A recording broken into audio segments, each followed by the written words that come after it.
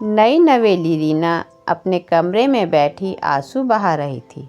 सोच रही थी, न जाने पापा को इस गांव के लड़के में क्या दिखा जो मेरी शादी यहाँ कर दी बिना सोचे समझे।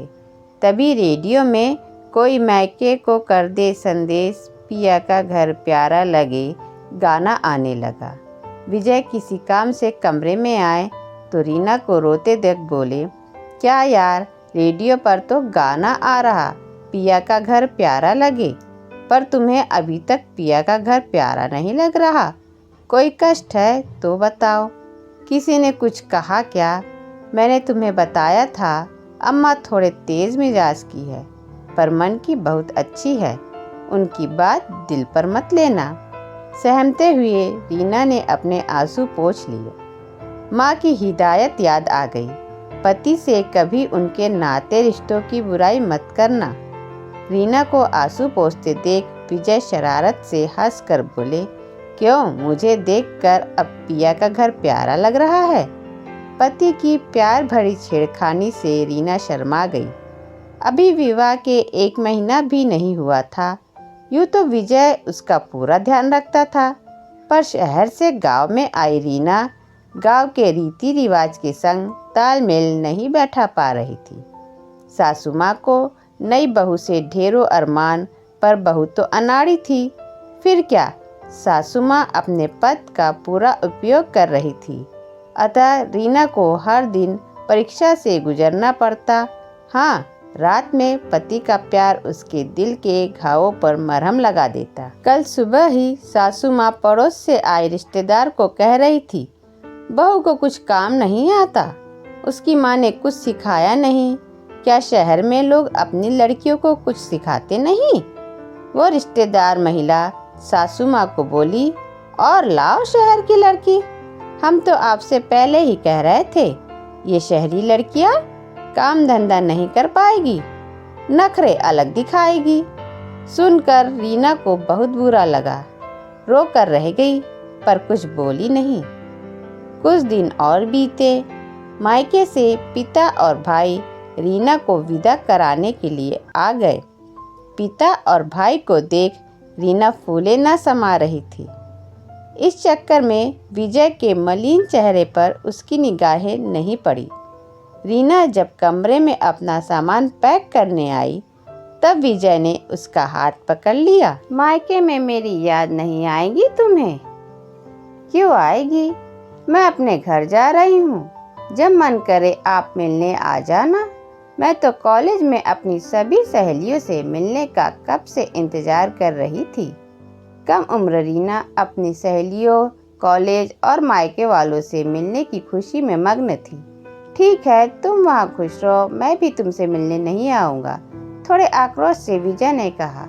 मैं कौन सा आपके बिना दुखी होगी? सोच रीना ने विजय के कथन को भाव न दिया। मायके पहुँच 2-3 दिन तो मस्ती में गुजरे, फिर पुरानी दिनचर्या चालू हो गई। पर ये क्या, रीना को कहीं कोई कमी लगने लगी। कभी बिना कारण मन उदास हो जाता था।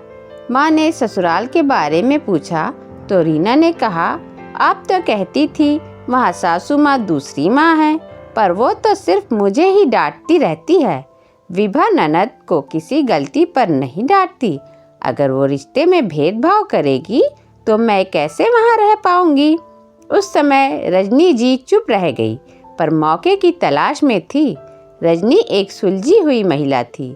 बेटी ससुराल में सामंजस्य बैठा ले, इसकी पूरी कोशिश कर रही थी। ये उस समय की कहानी है जब मोबाइल का जिंदगी में प्रादुर्भाव नहीं हुआ था, चिट्ठी का जमाना था। रीना न जाने क्यों पोस्टमैन का इंतजार करने लगी। हफ्ता भर बीत गया, विजय का कोई पत्र नहीं आया। रीना थोड़ी उदास रहने लगी। किसी काम में उसका दिल न लगता। रजनी जी बेटी की मनोवृत्तियों को समझ रही थी। एक दिन रीना के सामने रजनी जी ने अपनी बहू को उसकी किसी गलती पर डांट लगाई। रीना को अच्छा नहीं लगा। बाद में अपनी भाभी से पूछा, माँ आपको डांट लगाती है तो बुरा लगता होगा आपको। भाभी हंसकर बोली, अरे माँ की डांट का क्या, अपना समझकर ही तो डांटती है।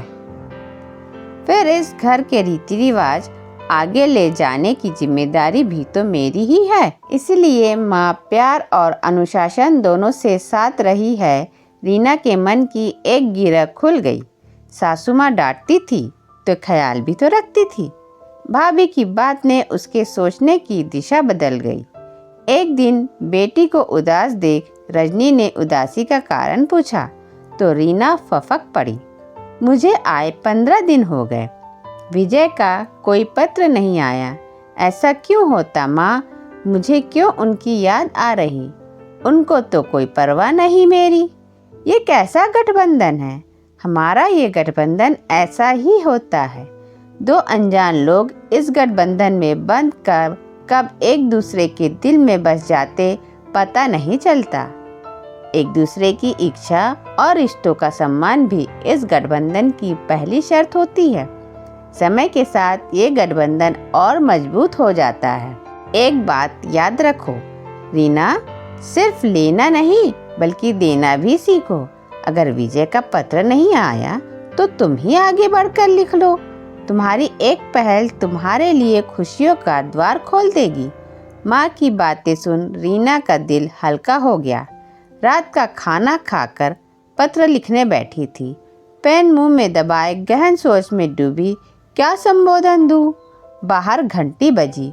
कुछ आवाज़ें आई पर रीना तो पत्र लिखने की कोशिश में सब अनसुना कर दी। सामने अचानक विजय का चेहरा आ गया। रीना को लगा सपना देख मुस्कुरा दी। कैसी हो मैडम? पिया का घर वीरान करके आप कब आए? रीना हैरानी से बोली। जब तुम मुंह में पेन दबाए गहन सोच में डूबी थी। विजय के कहते ही रीना उसकी खुली बाहों में समा गई। शायद गठबंधन का रूप यही होता है जो अनजान दिलों को आपस में बांध देता है। आपने मुझे इतने दिनों तक याद क्यों नहीं किया? रूठे स्वर में रीना बोली। माँ की तबीयत खराब हो गई थी। बस अस्पताल और घर के चक्कर में समय नहीं मिला। वैसे भी मैं अपने कमरे में सोता नहीं था। वहाँ रची बसी तुम्हारी खुशबू मुझे बेचैन कर देती थी। पर एक बात है, तुम्हारे चले आने के बाद मैं ही नहीं, तुम्हें डांटने वाली तुम्हारी सासू माँ भी तुम्हें बहुत याद करती है।